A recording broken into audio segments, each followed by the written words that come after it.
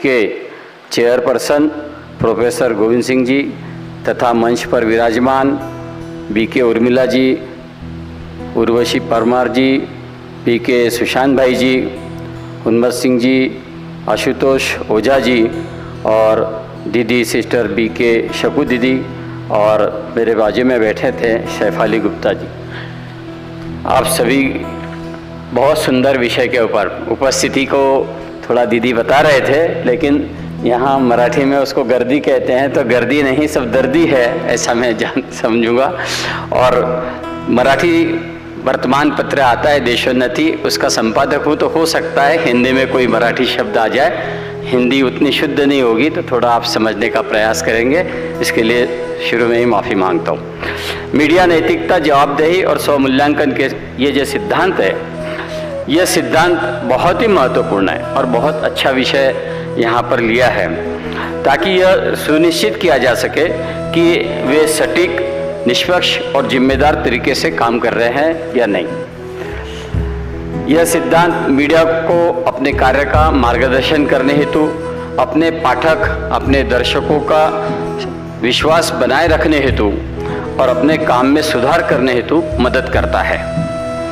वैसे तो यहाँ पर बहुत ही बड़े दिग्गज लोग बैठे हैं, इनके सामने इन्होंने तो कई पत्रकार, कई प्राध्यापक जैसे बनाए हैं। डॉक्टर मानसिंह जी परमार जी बैठे हैं, प्रोफेसर संजय द्विवेदी जी है, प्रोफेसर सोमनाथ वडनेरी जी है, डॉक्टर गोपाल नारसन जी है, और ये सभी लोग मीडिया के मामले में इतना ज़्यादा अच्छा नॉलेज दे सकते हैं। मैं थोड़े मेरे विचार उनके सामने रख रहा हूँ। मीडिया नैतिकता, जवाबदेही और आत्ममूल्यांकन पर जब हम चर्चा करते हैं, स्वमूल्यांकन को मैंने आत्ममूल्यांकन शब्द भी दिया है, आत्ममूल्यांकन पर चर्चा करते हैं, तो इन तीन स्तंभों को हम अलग अलग ढंग से लेकिन जुड़े हुए तरीके से देखेंगे।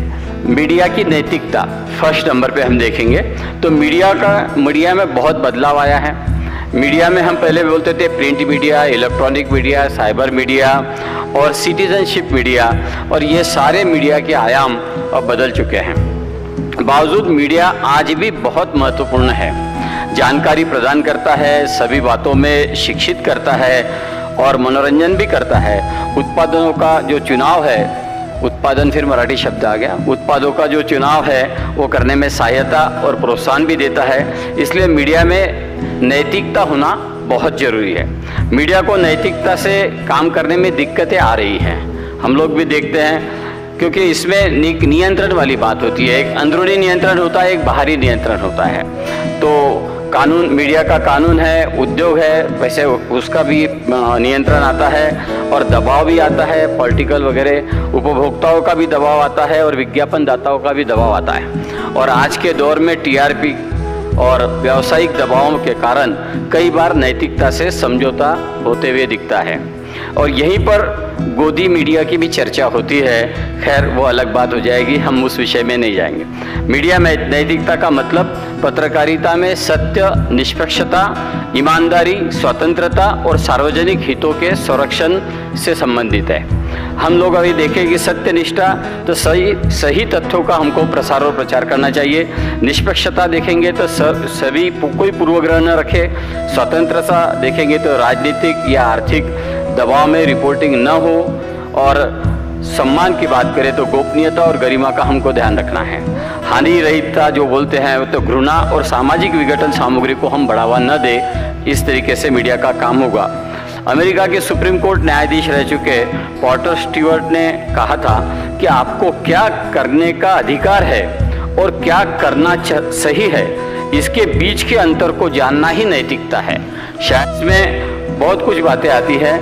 वैसे सबसे पहले तो आज सुबह भी शायद परमार जी ने कहा, किसी ने कहा कि मीडिया कोई ऐसा गलती कबूल नहीं करता कि हाँ हमसे गलती हुई है। तो वास्तव में मीडिया को गलती कबूलना चाहिए और भूल से जो भूल हुई है उसकी सुधारना करना चाहिए। मीडिया को अपने कार्य के अंदर जो कुछ भी चूक के लिए जिम्मेदार ठहरना चाहिए, महत्वपूर्ण है, और जवाबदेही यही सुनिश्चित करने में मदद करता है, और आप अपने पाठकों या दर्शकों के साथ विश्वास बनाए रखने में मदद भी करता है। जवाबदेही में गलतियों का स्वीकार करना, खेद व्यक्त करना और सुधार करना शामिल है।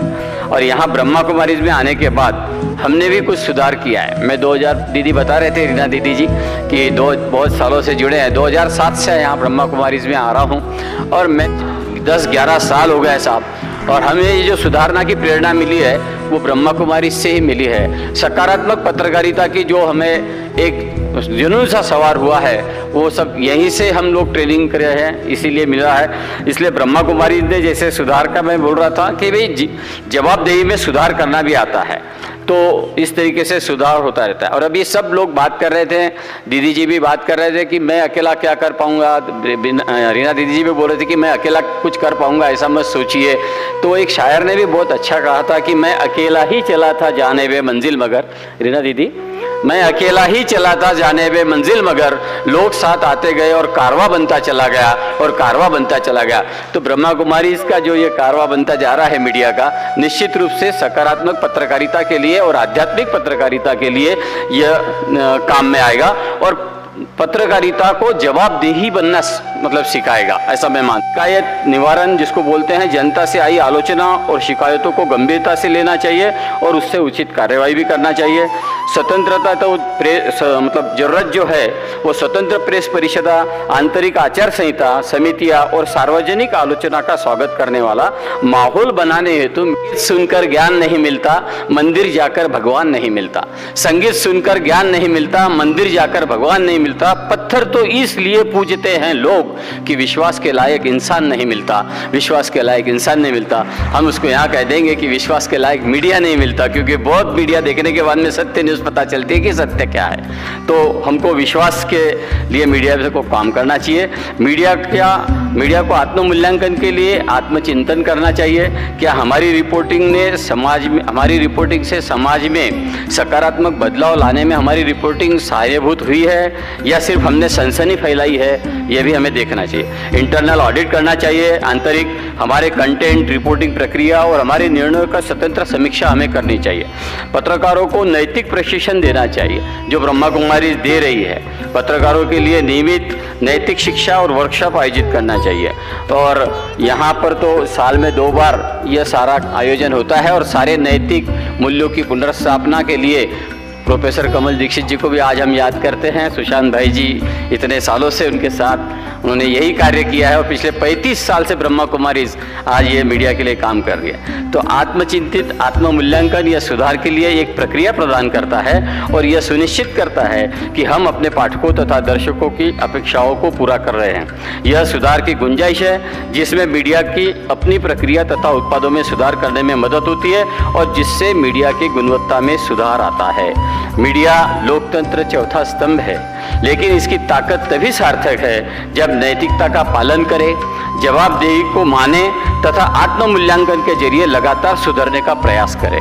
आज के डिजिटल युग में, सोशल मीडिया के ज़माने में जिम्मेदारी और भी बढ़ गई है, क्योंकि अब सूचना फैलाने की गति भी बढ़ गई है। इस सिद्धांतों से मीडिया सेवा करे और किसी के दबाव में न आए, तब मीडिया अच्छे ढंग से ये कह पाएगा कि मैं आईना हूँ, मेरी अपनी जिम्मेवारी है। मीडिया को ये साफ तौर से कहना पड़ेगा कि मैं आईना हूँ, मेरी अपनी जिम्मेवारी है। जिस किसी को पसंद न हो वो सामने से हट जाए, वो सामने से हट जाए। धन्यवाद।